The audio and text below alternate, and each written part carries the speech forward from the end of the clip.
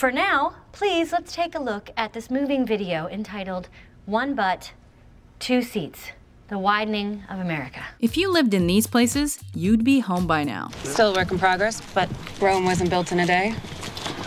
That's a bold comparison.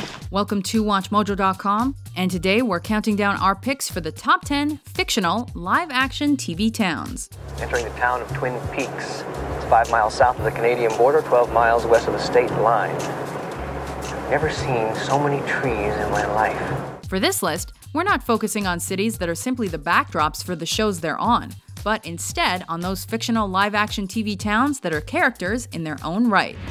Get the hell out of here! Number 10. Charming California, Sons of Anarchy.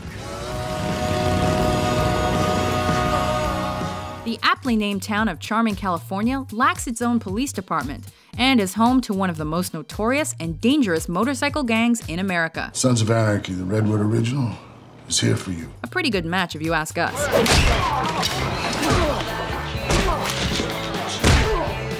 But despite its grungy exterior and somewhat dubious town leaders, Charming is very much a community, with an unofficial hierarchy keeping the town in order, and with all of its middle-class inhabitants pitching in and doing their best to keep the place running. I'm gonna go find out.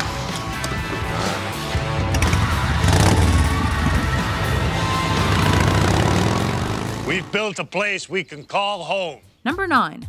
Woodbury, Georgia, The Walking Dead. Our governor set a strict curfew. Nobody out after dark. Noise and light are kept to the bare minimum. Armed guards on the fence and patrolling the perimeter to keep dividers away. Previously a small town with a population of about 1,000 residents, Woodbury came under the control of a charismatic and ruthless dictator who called himself the governor following a zombie apocalypse. Now, you're not prisoners here, you're guests. But if you want to leave, as I said, you're free to do so, but we don't open the gates past dusk. Draws too much attention. Though it may seem like an idyllic hamlet at first glance, and a welcome respite from the reality of the outside world, Woodbury is not all it's cracked up to be. Unless you like watching gladiator-style matches between citizens and zombies.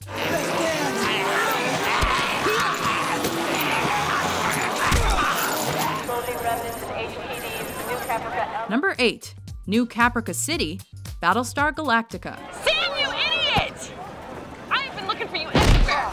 New Caprica is a barren wasteland of a planet that is nearly uninhabitable.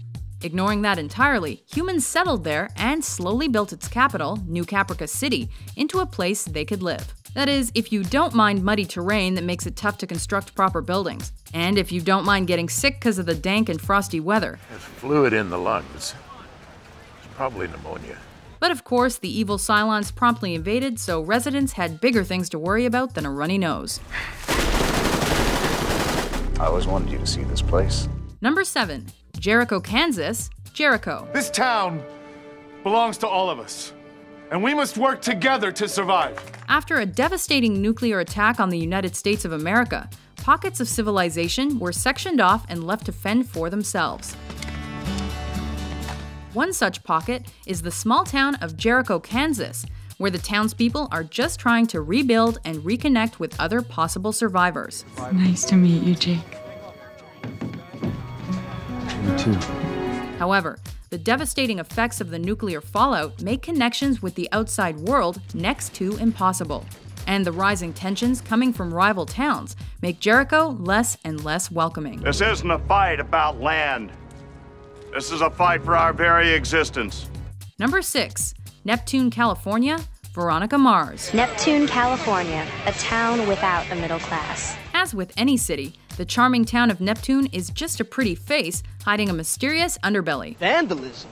No. The only vandalism that happens in this town goes through me. Though it's a beautiful coastal town in Southern California, the area is marked by a vast gap between its upper and lower class residents, which creates a distinct separation between the town's inhabitants. Crime and scandal abound in a place where the politics and law enforcement are controlled by a vain and uncaring upper crust. Who wants a Rice Krispie treat? Gee, Mom, you're the best. And teenage super sleuths are left to save the day. In about 5 minutes, people are going to start showing up for school. And unless you want your little business to be the first thing they see, you're going to tell me who gave you the roofies. Movie number 1, Twilight. We slowly pan up over a mossy log to see a deer drinking crystal clear water. Number 5, Pawnee, Indiana, Parks and Recreation. The town of Forks, Washington is exactly like Pawnee, except for the climate and the vampires. Home to the hardworking men and women of the Parks and Recreation Department, Pawnee is a small town with somewhat outdated sensibilities. Oh, hey, Tom, I'm having an A-list dinner party for Justin, and you, out of all my friends, come from the most distant and exotic land. South Carolina? Save it for the party. The city's government and population are split down the middle between progressive and old-fashioned mindsets, both of which help to make it an eclectic area, and all of whom are colorful characters. Turnip was the greatest cat ever, and I'd like to put his ashes in the time capsule. For the last time, there will be no human or feline ashes in either one of the time capsules. Except for Turnip. Except for Turnip. If you can ignore the large holes in the ground and the crumbling infrastructures, Pawnee might just be the ideal place to live. Well, I would like to respectfully say that any child should be able to play in any park, regardless of wealth or status. This is Special Agent Dale Cooper. Hey, Gary Cooper? Agent Cooper. Number 4, Twin Peaks, Washington, Twin Peaks. The town of Twin Peaks, Washington is notable for its role in the murder of a young homecoming queen. Good Lord, Laura. Laura Palmer. But it's also got a diner with great pie and coffee, I plan on writing an epic poem about this gorgeous pie. a serviceable hotel, and it's not too far from the Canadian border, which is great if you're interested in visiting a north-of-the-border brothel or two. At first glance, the city is charming, old-fashioned, and upright. But it begins to show a dark and seedy underbelly as the series progresses. Shelley.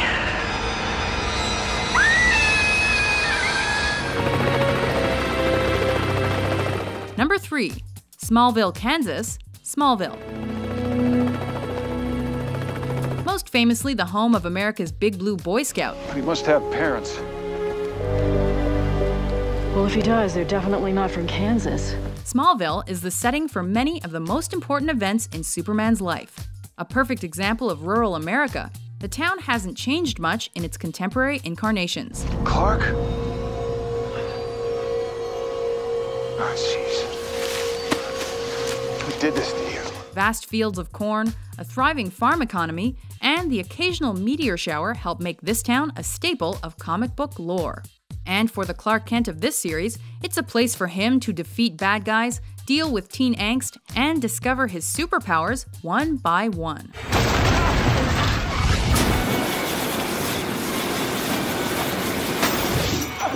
Are you sure?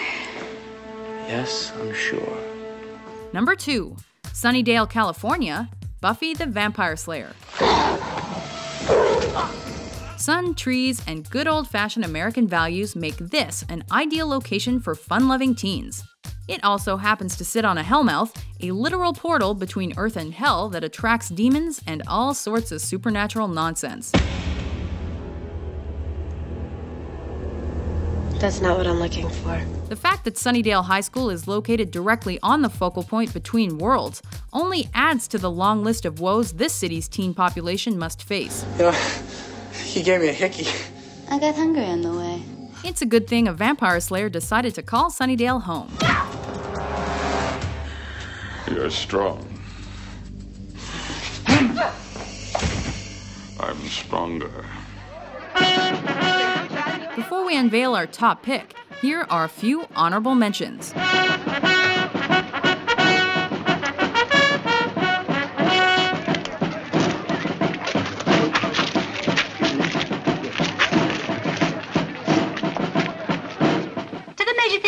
To not end. It's a bit bleak there, isn't it? Oh, you wouldn't say that if you saw the residential part. It's the last word.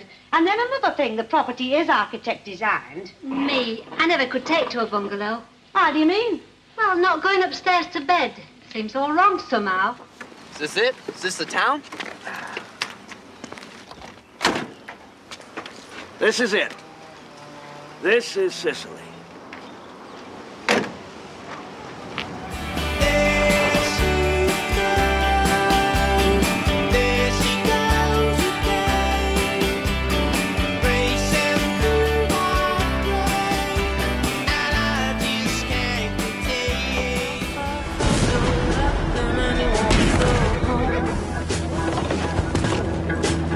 Try to give you whiskey, but it never done one. Number 1. King's Landing, Game of Thrones. Glad to see you're protecting the throne. How many king's asses have polished it, I wonder? The home of the monarch, King's Landing is the royal capital of the Seven Kingdoms and the continent of Westeros. Overlooking Blackwater Bay, the walled city is home to the rich and destitute alike. Buy my fruit, my lord. Fresh fruit. Originally founded by King Aegon I Targaryen 300 years before the events of Game of Thrones, and expanded under his ancestors, King's Landing is famously the site of the Iron Throne. Treason is treason. But it's also reputed for its far-reaching stench and deep corruption. Corruption! Yes! So we just as soon spend our time on the wall.